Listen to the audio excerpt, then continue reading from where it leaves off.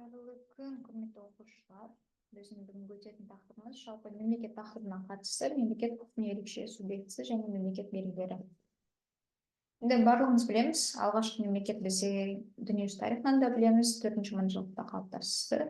Дүниежүзі тарихында Шумер мен Аккад деп өтетін болсақ, бізде Қытай, Египет пен Шумер деп өтеміз. Бүгінде әлемде 193 мемлекет бар, және Біріккен ұлттар ұйымының мүшелігінде және 2 бақылаушы мемлекет бар. Және қасиетті тақ, яғни Ватикан және Палестина елдері, ол бізде Біріккен ұлттар ұйымының мүшелігінде болмаса да, ол бізде субъект ретінде табылады. Енді мемлекет белгілері жалпы білеміз, яғни мемлекет болу үшін не нәрсе болу қажет. Мысалы, халық пен мемлекеттің айырмашылығы не?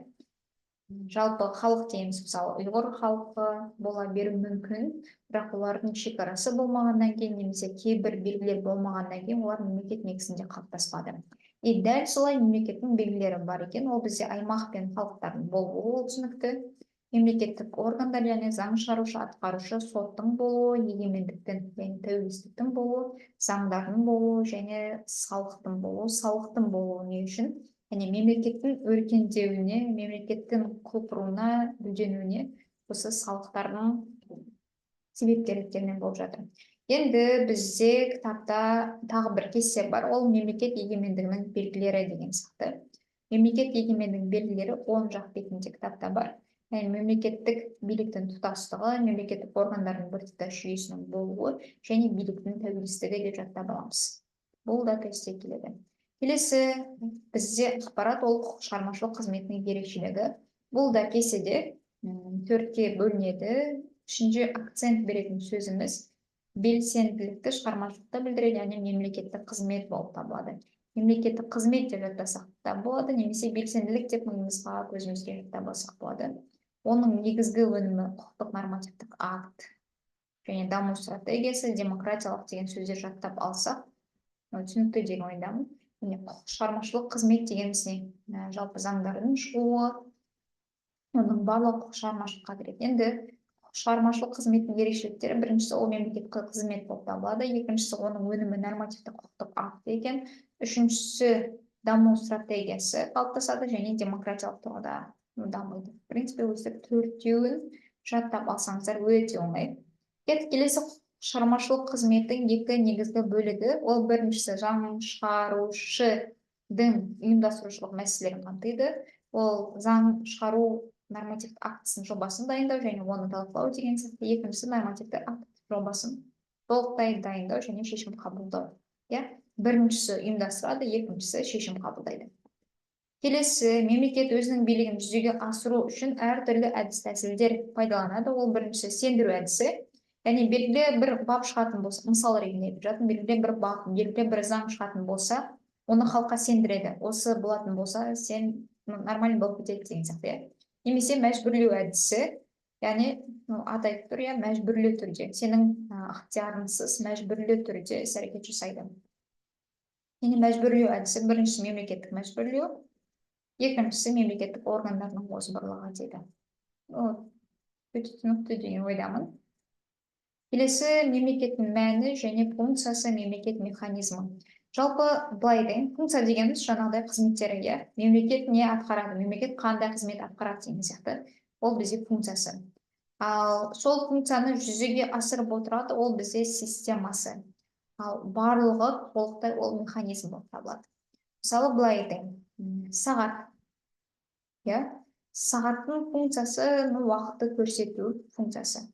Оның ішіндегі жаңағы былай тілшелер тұруы, 1, 2, 3, 4, 5, 12 тілшесі тұруы, ол системасы. Батарейкасының болуы, ол системасы. Ал солардың барлығын жүріп тұруы, қызметтің функциясын атқарып тұруы, жаңа системаның жүріп тұруы, ол барлығы механизм болып табылады. Дәл солай мемлекеттің функциясы бар, ол мемлекеттің механизмі бар. Енді мемлекет қызметінің мынандай құрамдас бөліктерін қарастыруға болады деді. Ол бізде 5-еу: мемлекет қызметінің, яғни мемлекет функциясының субъектілігі, мазмұны, мақсаттары мен міндеттері, өкілеттілігінің көлемі, іске асырудың формасы мен әдістері. Жаттау оңай. Субъект, мазмұн, құқықтар мен міндеттер, көлемі және әдістері. Енді мемлекеттің функциясы бізде ішкі және сыртқы болып бөлінеді. барлығымыз білеміз, яғни ішкі дегеніміз мемлекет ішілік, яғни жұмыстар, мемлекет ішілік функциялар. Ол мына жақта мысал көрсетілген, жарайды, экономикалық ішкіге қатысты экономикалық тұрғыдан қарастыру, немесе ішкі құқықтық реттеу деген, яғни мемлекет ішінде болып жататын мәселелердің барлығы ол бізде ішкі болып саналады. Келесі сыртқы, ол білмеймін, халықаралық келісім шарттар, яғни мемлекеттен тыс келісімдер, келісім шарттар, мемлекеттен тыс жұмыстардың барлығы ол бізде сыртқы болып саналады екен. Келесі мемлекет механизмі, жаңа түсіндірдім, барлық системаның немесе құрылымның барлығын жүргізу в целом механизм деп атаймыз. Енді мемлекет механизмі дегеніміз не? Мемлекеттің міндеттері мен функцияларын жүзеге асыруға бағытталған мемлекеттік органдар жүйесі. Енді мемлекет механизмінің белгілері бар екен. Яғни механизмнің бастапқы құрылымдық элементтері мемлекеттік органдар мен мекемелер болып табылады. Құрылымдық элементтер мемлекеттік органдар мен мекемелер деп жаттаймыз, акцент беретін сөзіміз. Келесі, механизмді құрайтын мемлекет органдар қатаң иерархиялық жүйемен, жаңа бізде мемлекеттік орган бар еді, ол мемлекеттік органдар не арқылы? Қатаң иерархиялық жүйемен. Иерархия дегеніміз, мысалы, директор бар, директордан кейін завуч тұрады, завучтан кейін мұғалімдер тұрады деген сияқты. Яғни барлығымыз бір-бірімізге бағынамыз, иерархия бойынша орналасқан. Келесі, үшіншісі, төменгі органдар жоғарғы органдарға бағынады, жаңа екінші белгіге саяды. Келесі, үшіншісі, мемлекеттік орган мен мекемелер жүйесінің тұтастығы ұйымдар мен қызметтердің бірыңғай қағидаттарымен, бірыңғай міндеттермен және мақсаттармен қамтамасыз етіледі. Яғни әрқайсы әрбір мемлекеттік орган не істейді екен? Қағидаттармен, мақсаттармен, міндеттермен қамтамасыз етіледі. Төртіншісі, мемлекеттік механизм арқылы билік жүзеге асырылады және мемлекет функциялары орындалады. Яғни бізде 5 негізгі белгі бар. Сонымен біріншісі мемлекеттік органдар болады, біріншісі мемлекеттік органдар болады. Мемлекеттік органдардың иерархиялық жүйесі болады.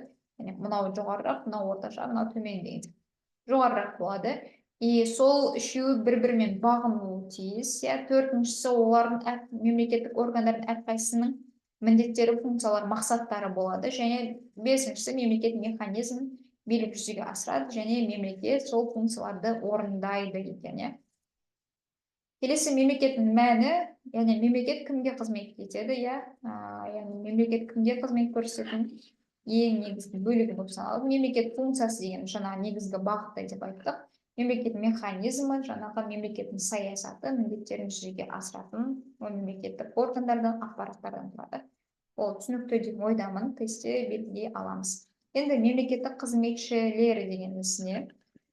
Жалпы мемлекеттік қызметшілерге қатысты 2015-23 қарашада заң қабылданды. Қазақстан Республикасы мемлекеттік қызмет туралы және Қазақстан Республикасы мемлекеттік қызметшілерінің әдеп кодексі дейтін бар. Ол да маңызды. 2015-29 желтоқсанда президент жарлығымен бекітілген екен.